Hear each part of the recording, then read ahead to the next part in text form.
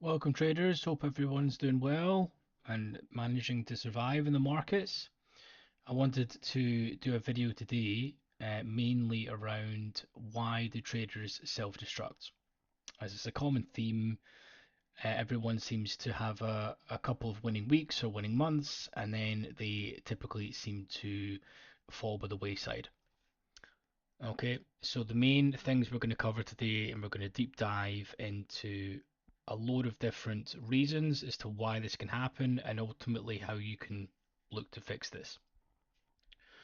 So, we're going to cover understanding context. If you've been a subscriber to the channel for a while, you know I harp on about this a lot. If you're new, hopefully by the end of this video, you're going to understand much more about context, day types, how volume can differ, and then ultimately why people are self-sabotaging without them really realizing it, to be honest with you. So, context. What kind of day is going to be on the cards? Do you expect a Monday to be the same as a Thursday? If you do, you really need to stop that. As through these slides, you're going to see how that completely differs and how volume makes a massive difference to your actual strategy for that session. Okay, so breakout strategies in general, they require more volume than mean reversion. Is typically there is less amounts of contracts that needs to be put into the market in order to take it back into the mean. Okay, and this is per session, per day, per month. We're going to deep dive into that. And very typically, if you're looking to mean revert and the theme of the session is price discovery, well, what is the chances that that is at the time that you take that trade, is everyone else also going to do that so that you get into profit for that position? And typically, the theme of a session, if the theme is bid for a session, it's going to stay bid. There needs to be something that's ultimately going to change that.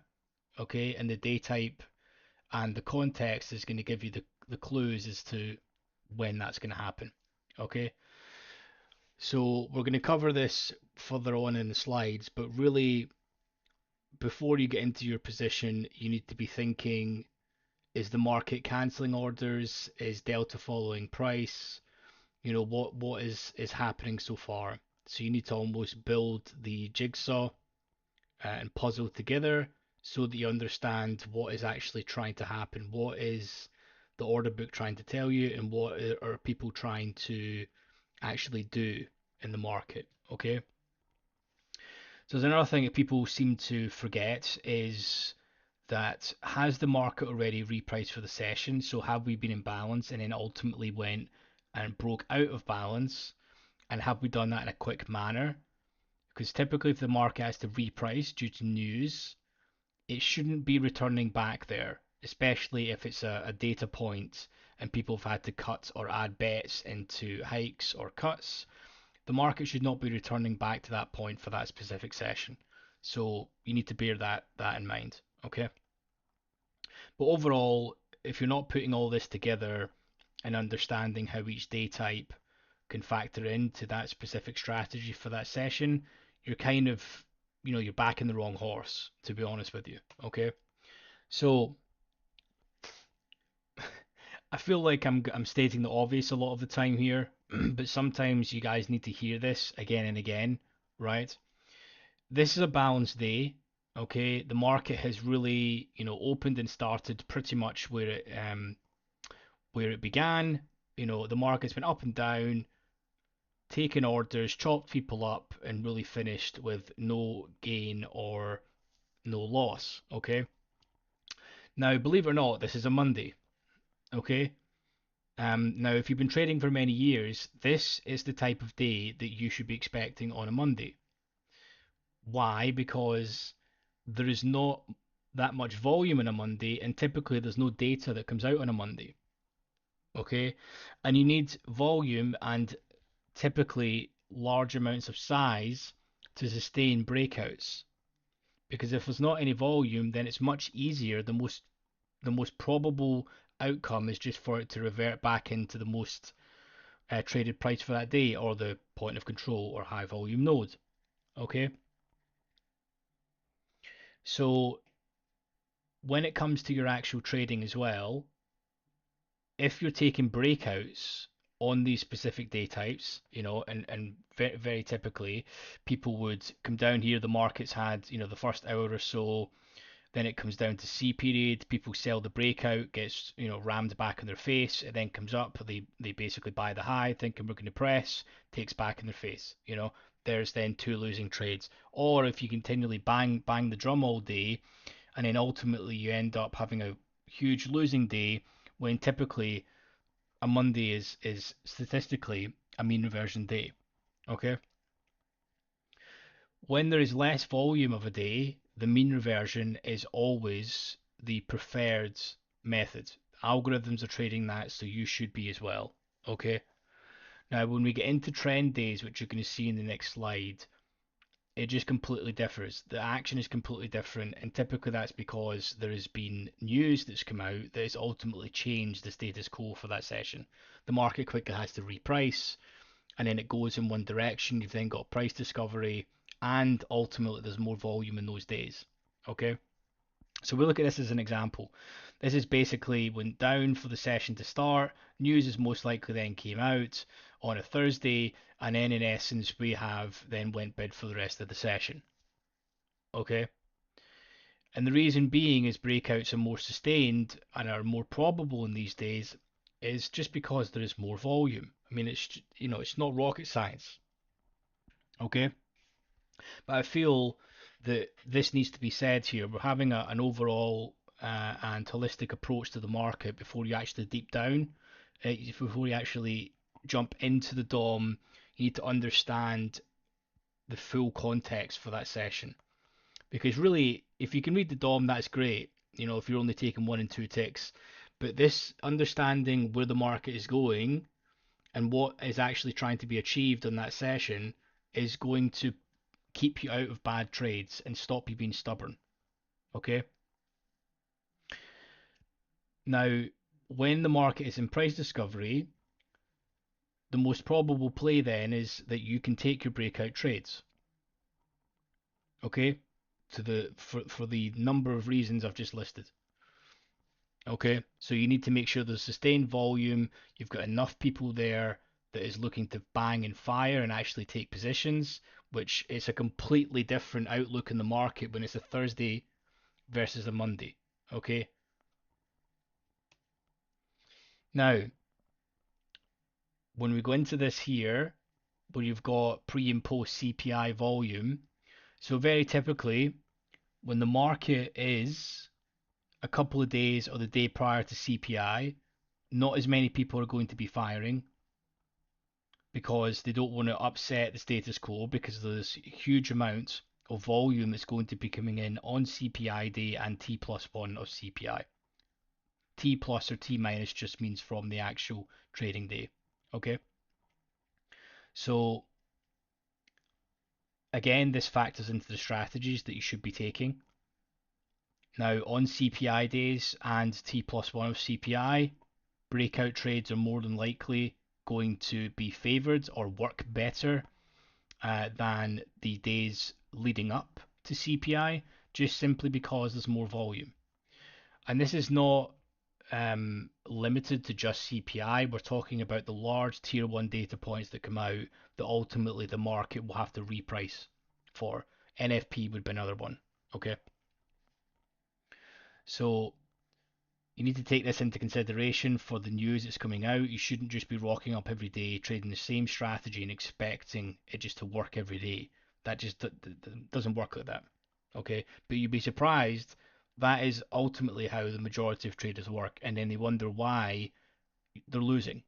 Okay. Now, when we go into Globex versus regular trading hours, for anyone that is relatively new to this trading game, okay, when you're trading ES or really any CME product, the regular trading hours for that product is going to have exponentially more volume than the extended trading hours or Globex session. And you can see that by the chart here, you know. So if in Globex there is no volume, surely the most common way that you should be trading if you can only trade in Globex is going to be taking mean reversion trades. I mean, it sounds relatively straightforward, it'd be common sense when you look at these statistics, but sadly, I wouldn't be making this video if everyone was using common sense. Okay? Breakout trades work better in more volume. Mean reversion works better in less volume because it takes less amount of contracts and money in order to whip it back into range. Okay? And then if we go into the volume again, deep dive now into the specific months, historically, the summer months have got much less volume than post and pre-summer months. So you can see this here. The June, July months are historically the lowest volume months in the futures markets. It's even worse. This is ES you're looking at. It's even worse in some of the other products that you may be trading. So if you're trading other markets, then take all this into consideration. And I suppose the point I'm trying to hammer through here for everyone is if you don't know these things and you don't know that Globex is less volume, Monday typically is never going to change the status quo, you're in July where the volume is the least and you're taking breakout trades at the wrong times, or you're just clicking random buttons and being stubborn, you're not really giving yourself a chance. This is all about the overarching picture, and you need to have an overall context and view of what is happening in the market before you actually drill down into the DOMs and start smashing and clicking buttons, right? You should always be asking yourself these questions um, before you drill down into the nitty gritty of looking at what's in the current bid and ask. Okay. And if you're not doing any of this, the point of this video is so that you actually start thinking about this, get the cogs turning so that you give yourself a better chance, increase your probability with the correct trade selection at that time. Okay. Now, with regards to actual self-sabotaging, this is the main problem here. Okay. Traders then expect the same strategy to work day in and day out without taking into account any context, the volume, how the market differs from Globex to RTH, or from each day type, or from each day, whether it be a Monday or a Thursday. Because the thing is, every single Thursday morning, there is job numbers that come out. That rocks the market every Thursday morning. Then you've got another high data point that comes out, whether it be PPI or CPI, or you've then also got retail sales that come out in there, typically followed by a Michigan sentiment number that day. So you've got tons of data that coming out, right? So more than likely on a Thursday, people are going to be firing and the market's going to be going into price discovery than a Monday. I feel like that should be relatively straightforward. But people are going in and trading the same strategies every day and expecting it just to work every day. It doesn't work like that. You need to be able to adapt, change, and understand that what works on Monday may not work on Wednesday or Thursday. And if the market is telling you it's not going to work, then you don't keep banging the drum continuously. Because every single tick matters, every trade matters. Your mental capital is as important as your actual risk for that specific day. Okay, so you need to take all that into consideration. And very typically, what happens is you're trading the wrong strategy on the wrong day type, specifically on the wrong month. You then continually bang at it. You just throw in the white tile and start going all in on your trades. And then what happens is you ultimately blow your accounts, whether it's personal or prop.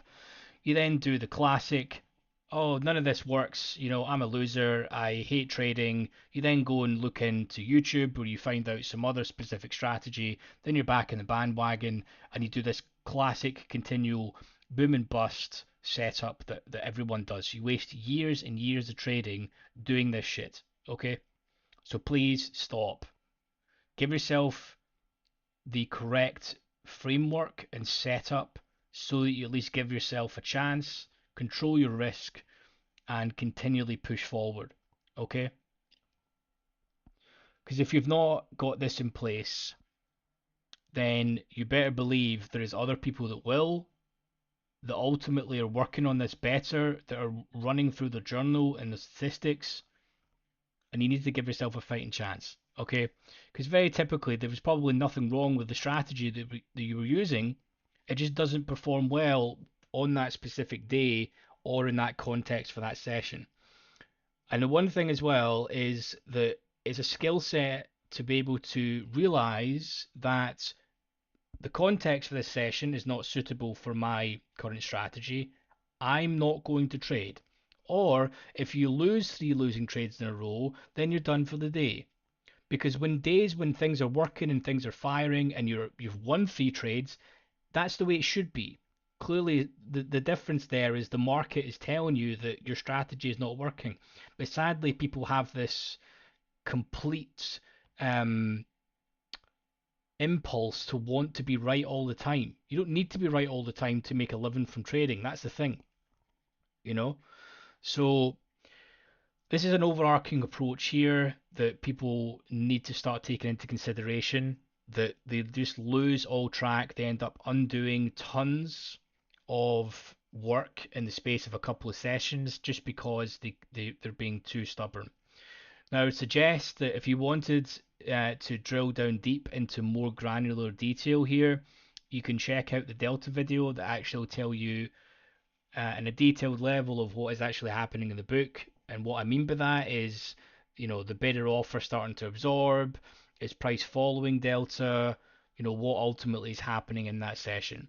Because you need to start off what we've discussed in this video, then break it down into chunks, okay, before you're looking to start clicking, okay?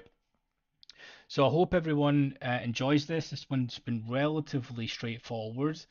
But if you've got any comments or any concerns, please make sure and leave a comment on the video. And as always, give us a like and a subscribe. Peace, everyone. Take care.